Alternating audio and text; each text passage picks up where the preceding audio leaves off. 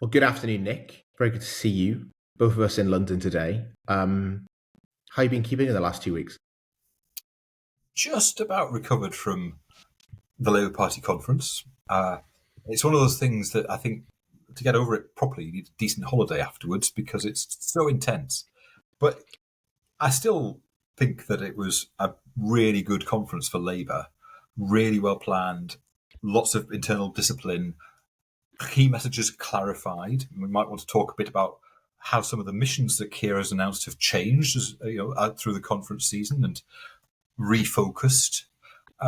But I also think that often politics is about the coincidence of events and how that adds up to create momentum or decline for particular political parties. And there's no doubt about it that a fantastic conference followed by two pretty spectacular by-election wins has put Labour in a really commanding position again at the moment.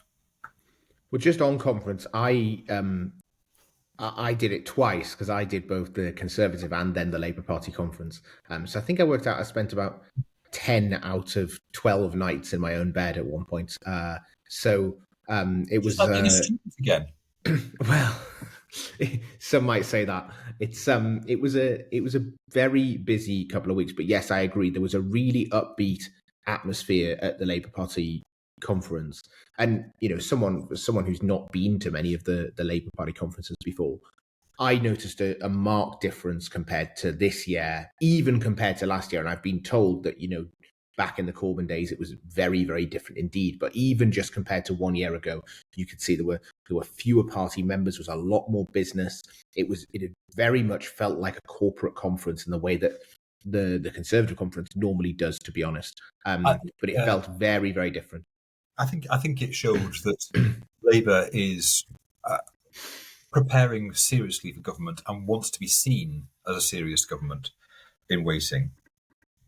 And the fact that businesses are flocking to Labour, and we're finding this with some of our purpose work, that there's a real interest in what Labour's thinking is on a whole range of policy areas, some of which is already out there. Quite a lot of it isn't. And I think it's going to be a crucial time over the next 6 months for Labour to really develop the detail of some of its key manifesto pledges. And we've seen that in the refocusing of some of the missions, for example. So the fastest growing economy in the G7 is now very specifically focused on homes. You can see the political objective for that. But the challenge that Why do you think they've done that?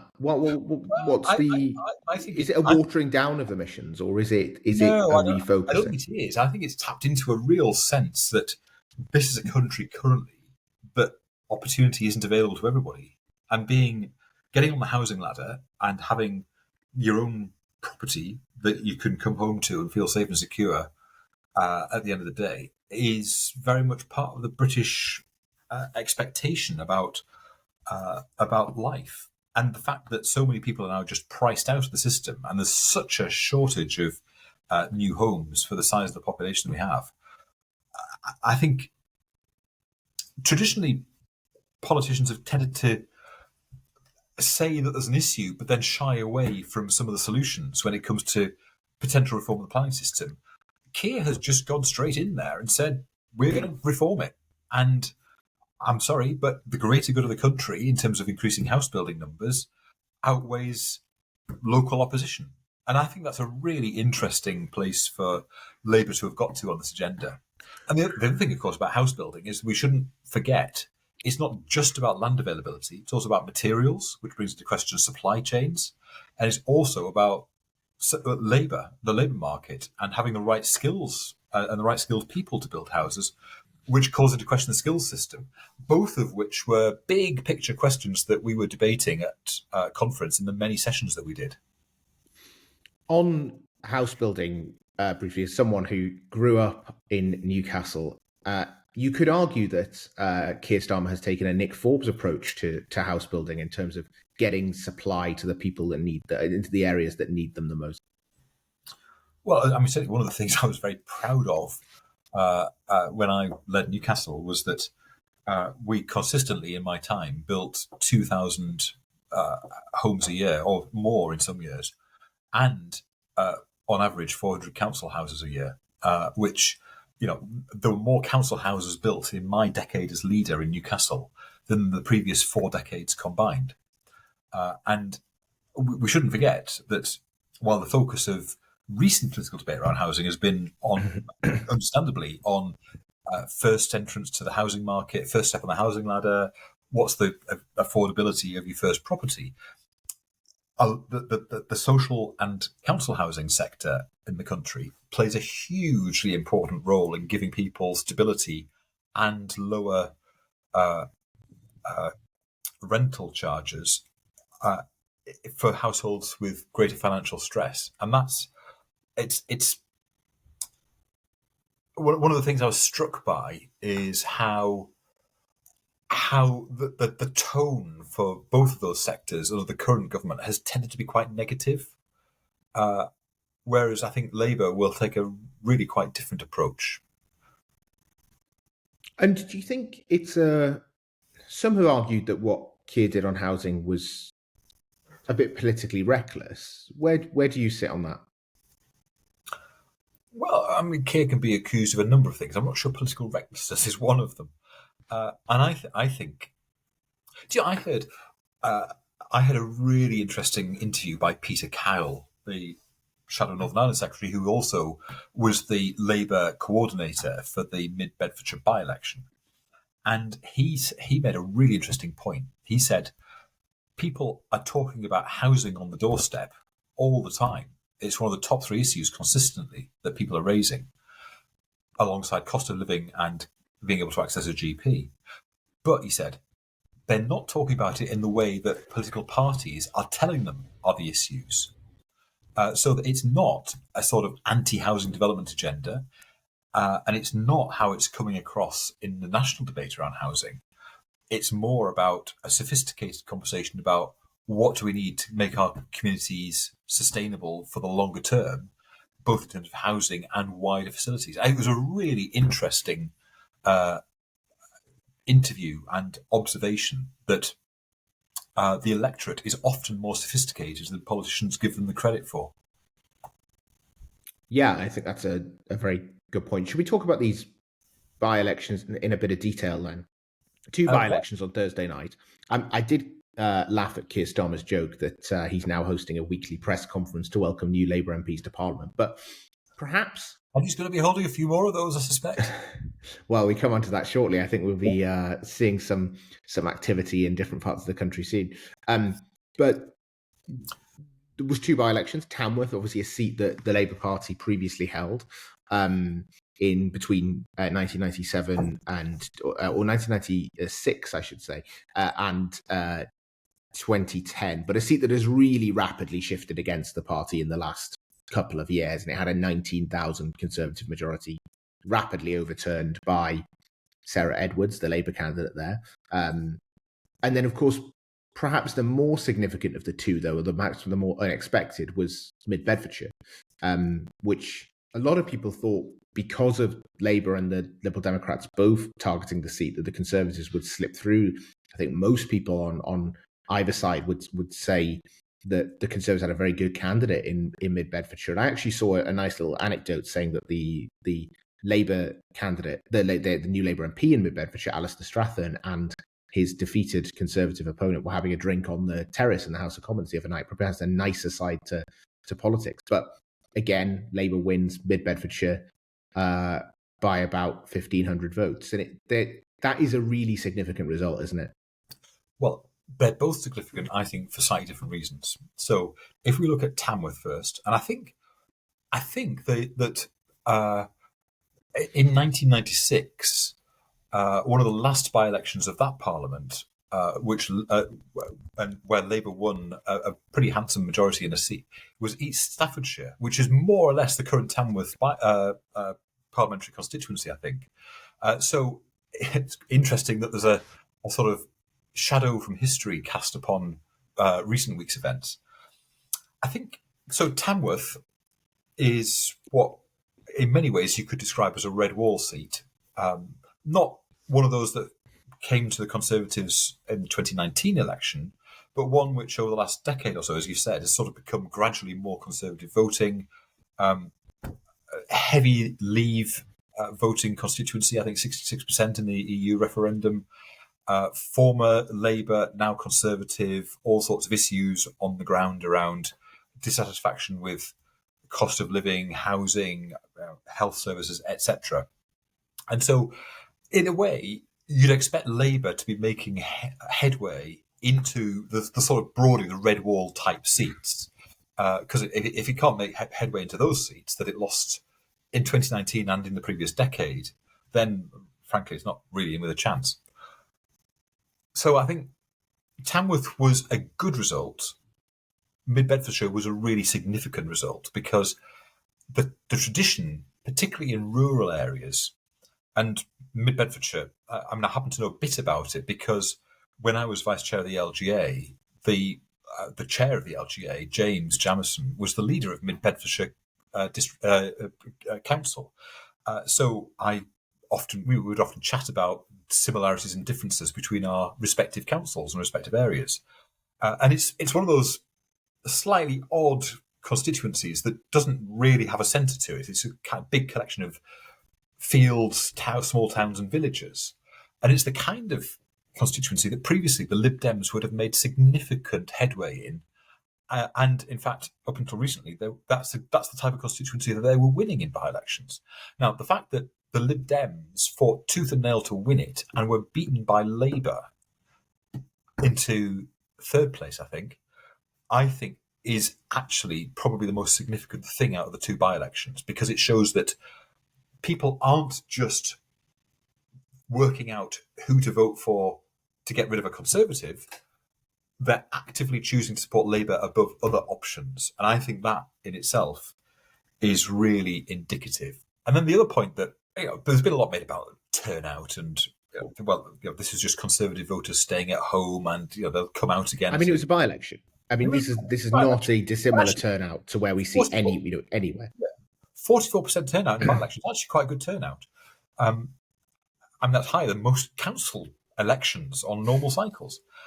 But the point that it might, on paper, look as though a lot of Conservative voters stayed at home, but actually it's indicative of a wider pattern of people choosing to not vote Conservative, which we last saw in the 1990s, a string of by-elections that the Conservatives lost by ever-increasing amounts and ending in the election of the Tony Blair government. And I think there's almost a direct comparison there. And the thing is, this is now consistent. You have one blip in Uxbridge, but bar that, big swings to Labour, big swings to the Liberal Democrats right across the country. You look, this follows Selby, of course, as well, back in July. It's just, an extraordinary result. I would put it sort of on par with Mid Bedfordshire, really. And actually, a few years ago, when the Labour Party felt like it was pretty intent on tearing itself apart, I and a number of others were seriously worried that the party was in an existential crisis and might not come through as a single party. The fact that not only has it come through, but it's now in such a commanding position, I think is a tribute to Keir's leadership and bravery in making quite a lot of changes within the party, some of which have been reported because there's been loud protests against them from some sections of the party. Quite a lot of them haven't. And the sort of quiet professionalisation of bits of the party machinery and being really careful to be seen to be answering the questions and concerns that ordinary people are raising so that politics feels like it has value and meaning again, I think is credibility work for Labour that shouldn't be underestimated in terms of its power.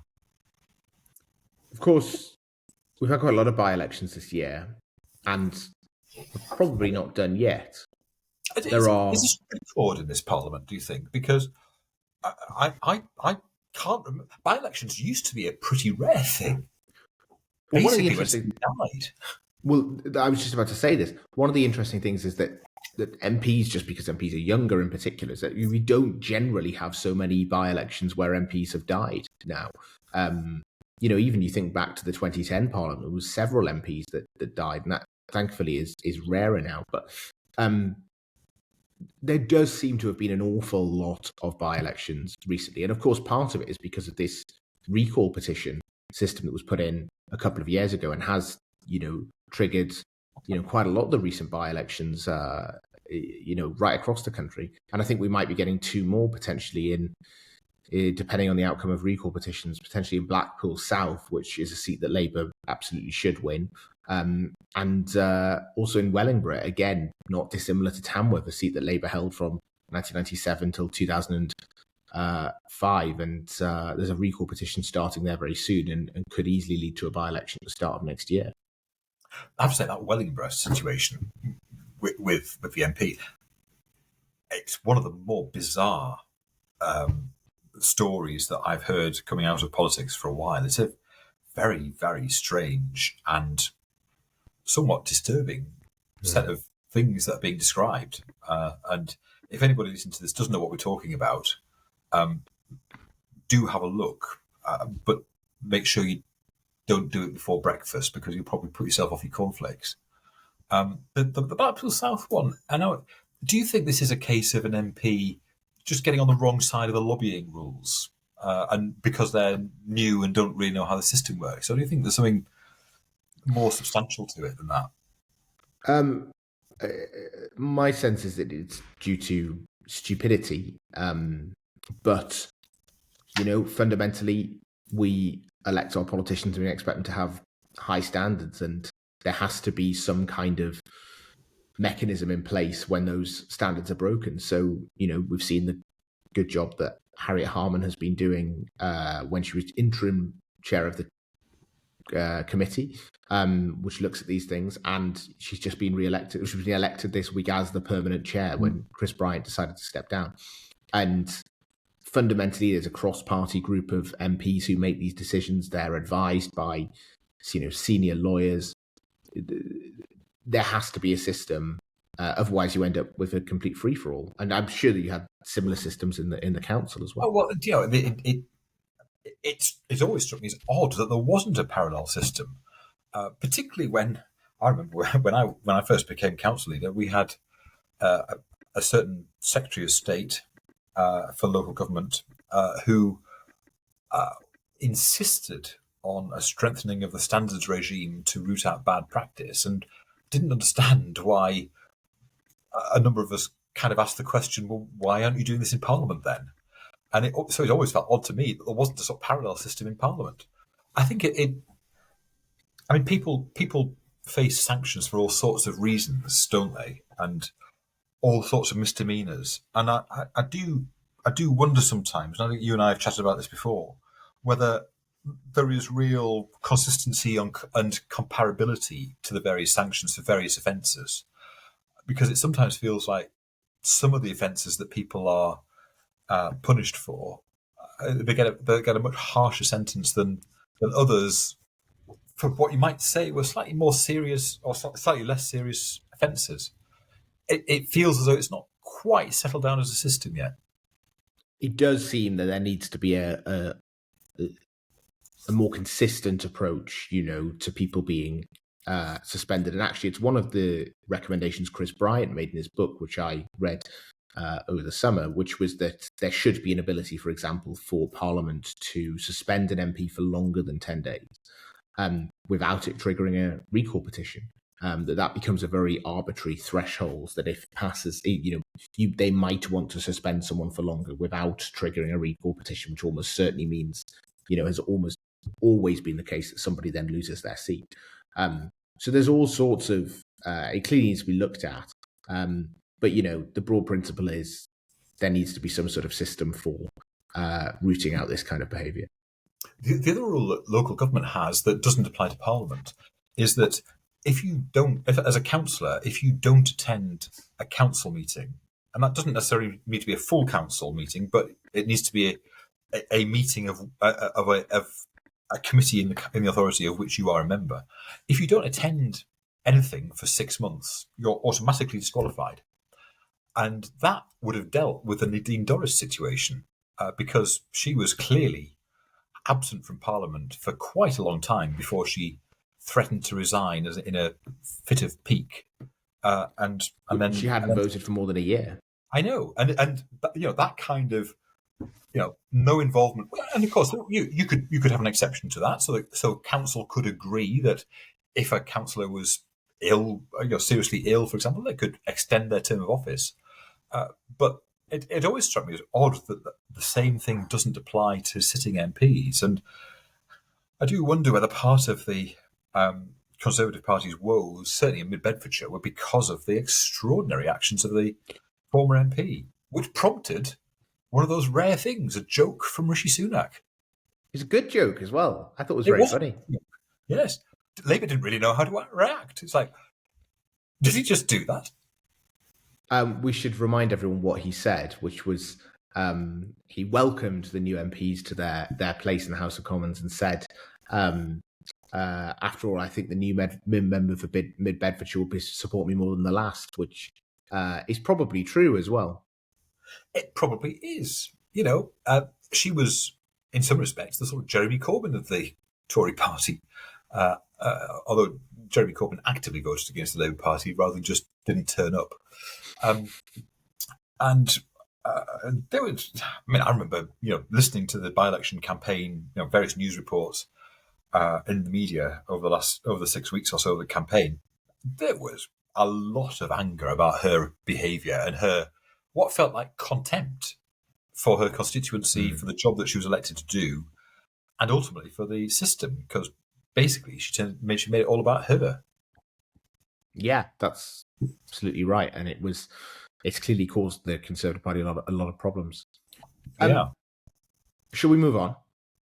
Well, we should probably mention some of the interesting developments in the North East, because although what we usually talk about is what's happening on the national scene and how we're working with Purpose Coalition members to strengthen the voice of progressive business leadership, we ignore what's happening in the regions at our peril, I think, and some interesting developments in the North East, our home region, where from next May there'll be a new combined authority covering what we call in the Northeast LA7, which is the 5 Tyne-Wear authorities plus Northumberland and Durham. So it's geographically a big combined authority.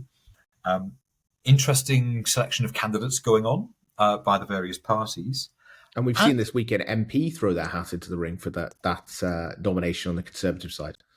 And it's interesting, isn't it, that quite a lot of the people who've been elected as Metro Mayors have previously served as members of Parliament.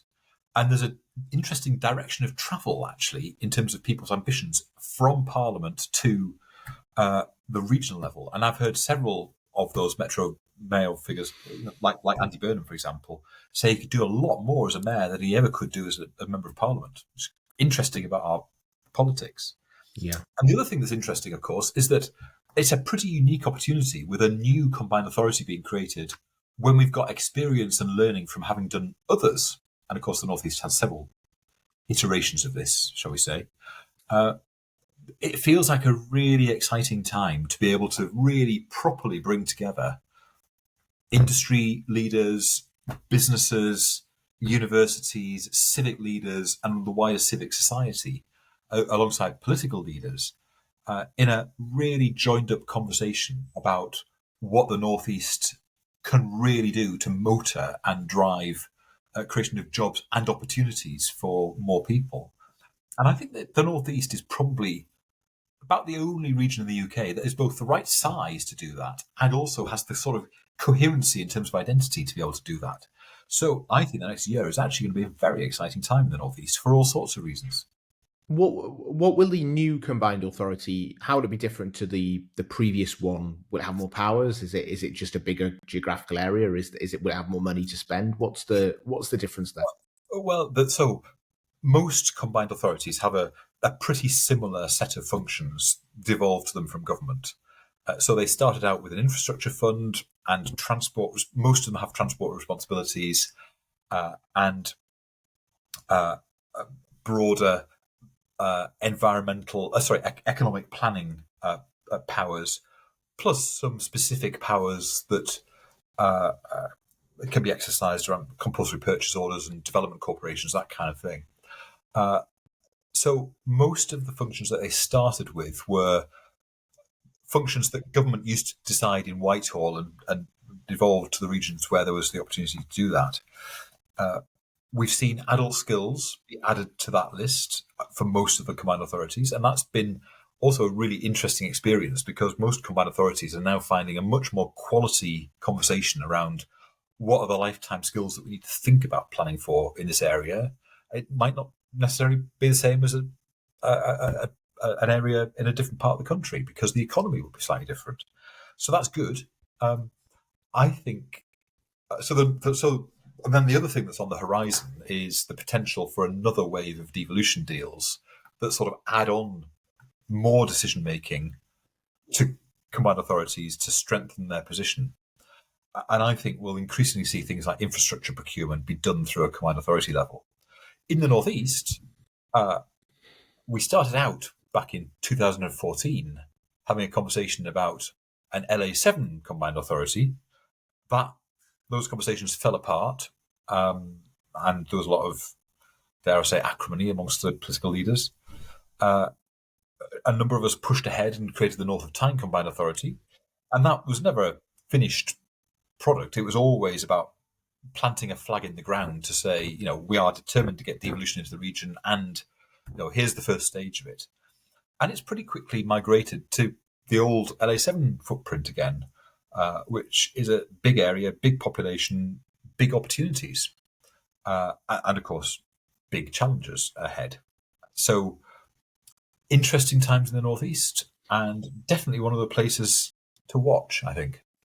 And you've been thinking about some ideas around this and ways that organisations can work more closely together with Newcastle and Northumbria universities, haven't you? Well, the Newcastle and Northumbria universities both have a really strong history of working to support the local economy. So it's no coincidence that one of the grand buildings just by the central station in Newcastle is the Mining Institute. And the Mining Institute was established to create knowledge and learning around mining because that's what the biggest industry in the Northeast was at the time. And so universities are used to responding. But in policy terms, nationally at the moment, universities are often seen as the pinnacle of educational achievement, not as integral to the economy in a local area. But we're starting to see, in fact, just last week, we saw Leonardo's big defence company investing specifically in the Northeast because Northumbria University was able to provide the pipeline of talent that they need for their software business in new defence technologies. So you can see how, having been through several decades of development, universities are now potentially really back at the centre of economic thinking and economic planning. And that's a really interesting opportunity that the Newcastle and Northumbria universities really want to seize and drive. And not just because it's important from an economic planning point of view, but because they have done a lot of work in terms of increasing opportunity and tackling representation in universities from people from a whole range of excluded backgrounds. If they could translate that learning into the economic sphere, that would be transformational in terms of how many opportunities there are in the economy and how fair it feels for people who sometimes struggle to get a job. Yeah, absolutely. And it's something we need to get. I mean, both of us from the Northeast, used to live there. I don't, but we need to get to a situation where people, a lot of people move away from the Northeast to think about how can we make sure we can retain that talent and getting those big employers in, like Leonardo and many others as well, working with the university, working with organizations like the WISE Group, who are a fantastic social enterprise, who employ more than 100 people in the Northeast, doing a lot of work around relational mentoring. They do some very innovative work around supporting prison leavers, which I think is absolutely fantastic. But getting to a situation where people feel like they don't need to leave, where those jobs are there, where high quality jobs, are there. And that requires, as you look at Newcastle's a hub for that.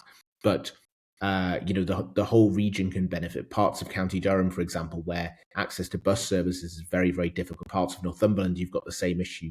I remember going to Kielder once in Northumberland, right up by the Scottish border, and one of the people there told me there was a bus to Hexham, which is a fairly small market town, twice a week, and that was the extent of the public transport connections. You get on the bus, takes you there, you've got 3 hours, and don't miss the bus back or you'll have to wait 3 days. And when I was first elected as leader of the council back in 2011, several people said to me, it's a poisoned chalice. And I think what they meant by that was, really, the job of politicians in the North East is to manage decline as humanely as possible. I refuse to buy into that agenda. I refuse to accept that the North East doesn't have a future. I refuse to accept that its better days are behind it rather than ahead of it. And I was driven along those lines, partly because of my own experiences growing up in the region, in rural County Durham, where I qualified for free school meals. I wanted to go to university, but my head of sixth form said that people from my kind of background didn't go to university, so what was the point? And in fact, I actually left school and went and worked in McDonald's in Bishop Auckland for a year, and decided I did want to go to university after that. So there is something about how the North East has kind of lacked ambition for quite a while. And what we're now starting to see is a real turnaround in its fortunes. And if we can get to a point where there's a critical mass, then it once again could be a genuine Northern Powerhouse. Although you're probably too young to remember that the Powerhouse was actually one of the two great clubs in Newcastle. It had dark corners and sticky floors. Well, I've been very used to hearing the term Northern Powerhouse from all of George Osborne's work, but certainly a different take on it. Well, maybe he liked to spend his weekends there. Who knows? That is one to think about. Or perhaps not. Well, with all his work with Henry Murison, who actually has been a very big supporter of the coalition, and I know was your deputy in Newcastle as well for a little while as well, wasn't he? He wasn't my deputy. He was one of my cabinet members. Apologies. And I mean, Henry is a dynamo, and did an absolutely incredible job in Newcastle, and is now doing a really, really important job with the Northern Powerhouse Partnership. Yeah. Which is, language has gone out of vogue a bit, I think.